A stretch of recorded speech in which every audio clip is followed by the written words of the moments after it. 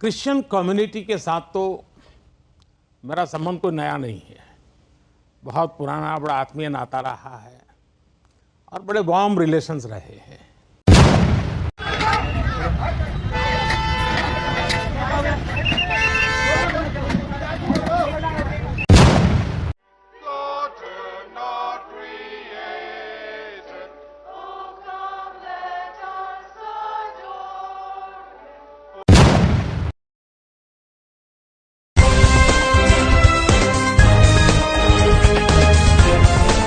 देश और दुनिया की तमाम छोटी और बड़ी खबरों के लिए हमारे चैनल को सब्सक्राइब करना न भूलें और बेल का बटन जरूर दबाएं।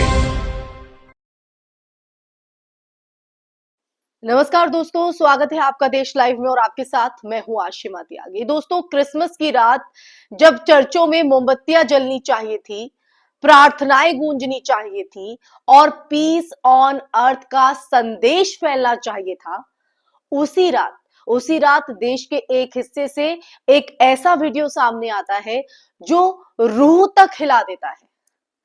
चर्च में तोड़फोड़, कुर्सियां टूटी हुई, सजावट बिखरी हुई तस्वीर आपके सामने और शीशे चकनाचूर। लाखों रुपए के नुकसान की बात कही जा रही है। सवाल सिर्फ इतना नहीं है कि ये नुकसान कौन भरेगा, कौन इसकी भरपाई करेगा। सवाल यह है कि क्या अब भारत में किसी अल्पसंख्यक का त्योहार मनाना भी जोखिम भरा काम बन चुका है।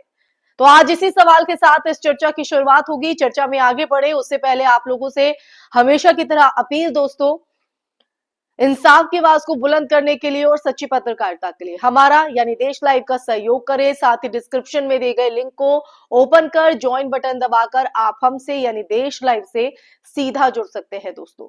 तो दोस्तों, वापस आज की चर्चा पर लौटते हैं और चर्चा जो है वो बेहद गंभीर है और कई गंभीर सवाल भी खड़ा करती है। तो तस्वीर आपके स्क्रीन पर है, क्योंकि घटना सिर्फ तोड़फोड़ की नहीं, एक संदेश है दोस्तों।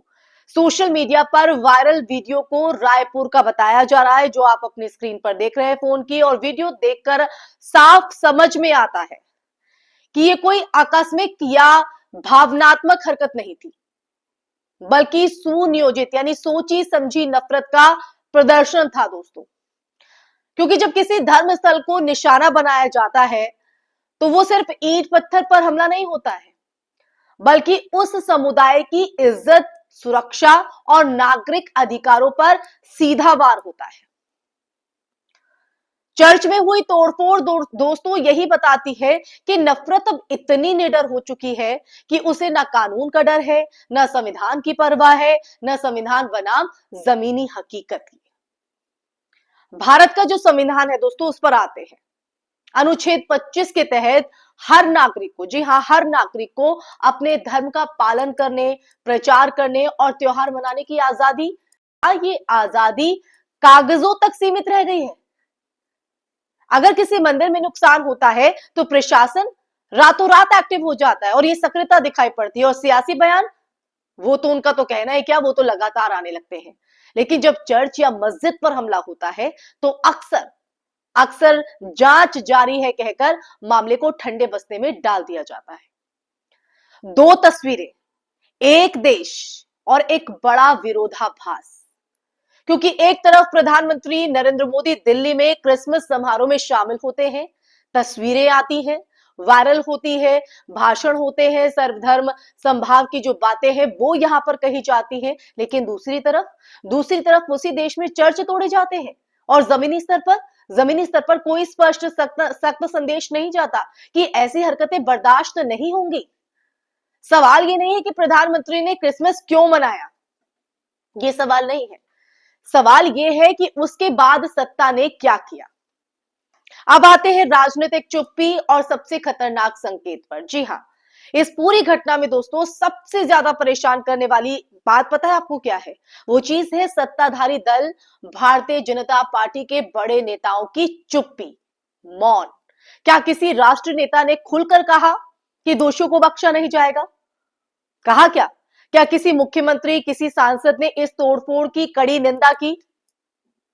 जब सत्ता चुप रहती है तो नफरत करने वालों को एक तरह का अनकहा लाइसेंस मिल जाता है दोस्तों।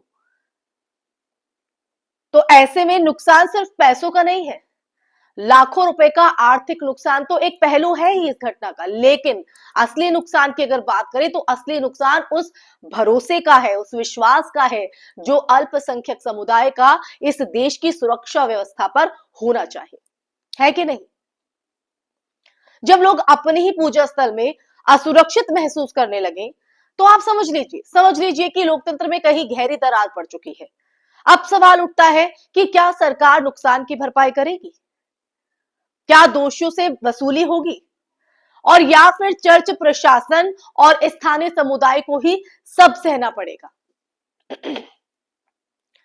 अब आते हैं मीडिया की चुप्पी जो हमेशा की दिखाई पड़ती है, और इसके अलावा चयनात्मक आक्रोश।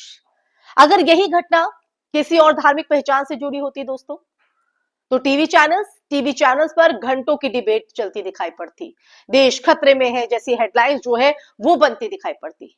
लेकिन यहां मामला चर्च का है, इसलिए ज्यादातर मुख्य धारा जो मीडिया है या तो चुप है या इसे स्थानीय विवाद बताकर नजरअंदाज कर रहा है। ये है आज का मीडिया। ये चयनात्मक आक्रोश लोकतंत्र के लिए बेहद खतरनाक है, इसलिए मैंने चयनात्मक आक्रोश कहा, क्योंकि इससे न्याय भी धर्म देखकर मिलने लगता है। अब सवाल है कि कानून का सवाल यह है कि कार्रवाई कब होगी। भारतीय दंड संहिता और अब नए आपराधिक कानूनों में धार्मिक स्थल को नुकसान पहुंचाना गंभीर अपराध है दोस्तों। पुलिस की जिम्मेदारी है कि वो वीडियो फुटेज के आधार पर आरोपियों की पहचान करे, तुरंत गिरफ्तारी करे और सार्वजनिक रूप से बताए कि कानून सबके लिए बराबर है। लेकिन अनुभव की अगर बात करें तो अनुभव बताता है कि ऐसे मामलों में कार्रवाई या तो बहुत देरी से होती है या फिर प्रतीकात्मक रह जाती है। अब ये सिर्फ ईसाइयों का मुद्दा नहीं है।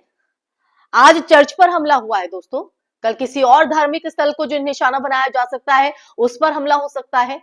अगर आज इस नफरत को सामान्य मान लिया गया तो कल ये आग और फैलेगी।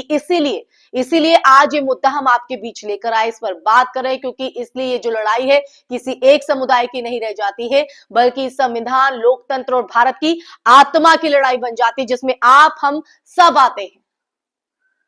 तो क्रिसमस शांति, प्रेम और करुणा का त्योहार है। अगर उसी दिन चर्च तोड़े जाते हैं, सत्ता की तरफ से ठोस कार्रवाई की आवाज नहीं आती, तो हमें खुद से पूछना होगा कि क्या हम सच में सबका साथ, सबका विकास वाले भारत में जी रहे हैं। सवाल अब भी कायम है दोस्तों, लाखों के नुकसान की भरपाई कौन करेगा, दोषियों पर कार्रवाई कब होगी। क्योंकि याद रखिए आज चुप्पी अगर चर्च के बाहर है तो कल वही चुप्पी आपके दरवाजे पर भी दस्तक दे सकती है, आ सकती है। इसमें कोई दो राय नहीं। इसी के साथ इस चर्चा में फिलहाल के लिए बस इतना ही दोस्तों। ये जो चर्चा आपने सुनी, ये जो सच्ची घटना आपके सामने हमने रखी है इस चर्चा के माध्यम से, इसे सुनने के बाद आपके मन में क्या विचार है, ये जो तस्वीरें आपने देखी इस चर्चा के जरिए, ये तस्वीरें आपके मन में क्या सवाल पैदा करती हैं, कमेंट बॉक्स में कमेंट करके जरूर बताइएगा। इस वीडियो को ज्यादा से ज्यादा शेयर कीजिएगा, हमारे चैनल देश लाइव को सब्सक्राइब कीजिएगा। फिर हाजिर होंगी ऐसे ही मुद्दे को लेकर, ऐसा ही सच का संवाद लेकर। तब तक के लिए अपना ख्याल रखिए। जय हिंद, जय भारत, नमस्कार।